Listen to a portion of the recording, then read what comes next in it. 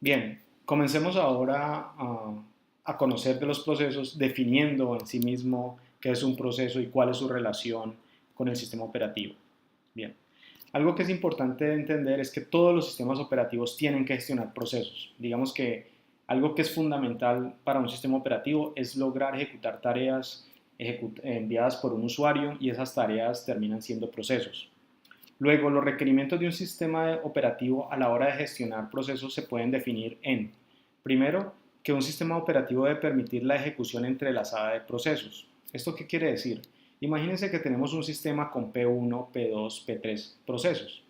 Lo que debe garantizar el sistema operativo es que si nosotros tenemos una sola CPU o un solo procesador, el proceso 1 puede ejecutarse, el proceso 2 puede ejecutarse y el proceso 3 puede ejecutarse. Se pueden ejecutar de manera entrelazada. Primero el P1, luego el P2, luego vuelve y se ejecuta el P1, luego se ejecuta el P3, luego P2, P1. Estos lapsos de tiempo, esto lo que está denotando aquí es que P1 se ejecuta. Y cuando yo hablo de que P1, un proceso, se ejecuta, es que está utilizando el procesador.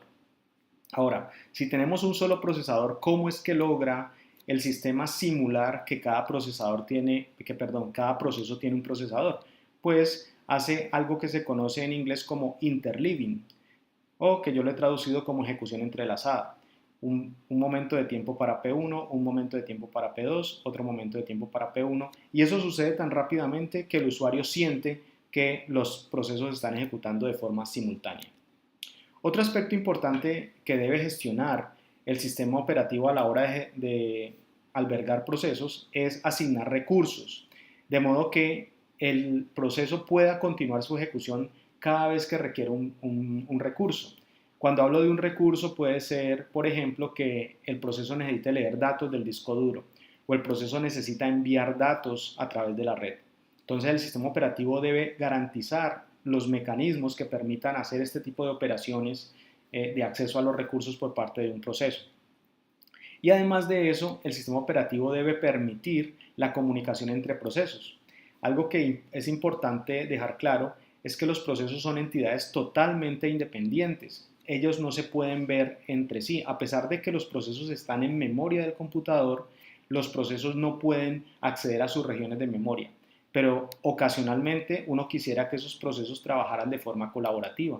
En ese sentido, entonces, el sistema operativo debe proveer mecanismos del tipo comunicación entre procesos o IPC para permitir que estos procesos interactúen entre ellos.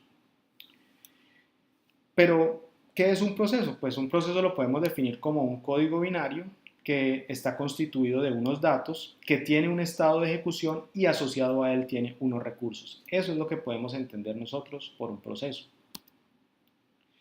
¿Qué hace a un proceso único? Bueno, cada proceso tiene un PID, un Process Identifier, que eso es como la cédula del proceso, es como el identificador único del proceso dentro del sistema operativo. Así como usted tiene una cédula o una tarjeta de identidad que lo identifica a través del número de esa cédula o de esa tarjeta de identidad de forma única, el proceso también tiene su identificador único.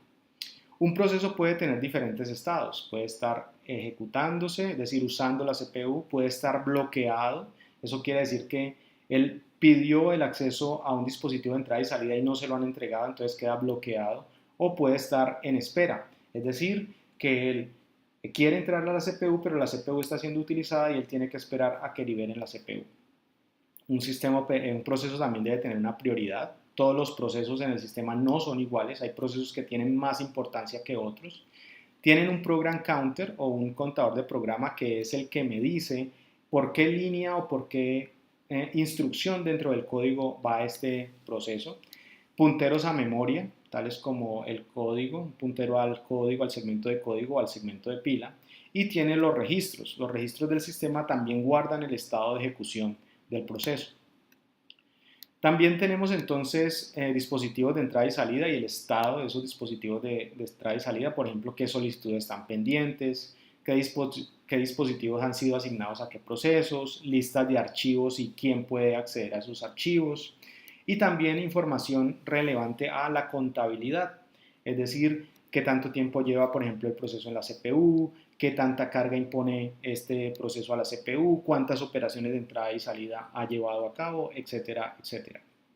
Entonces, estos son, digamos, elementos que me identifican de forma única a un proceso.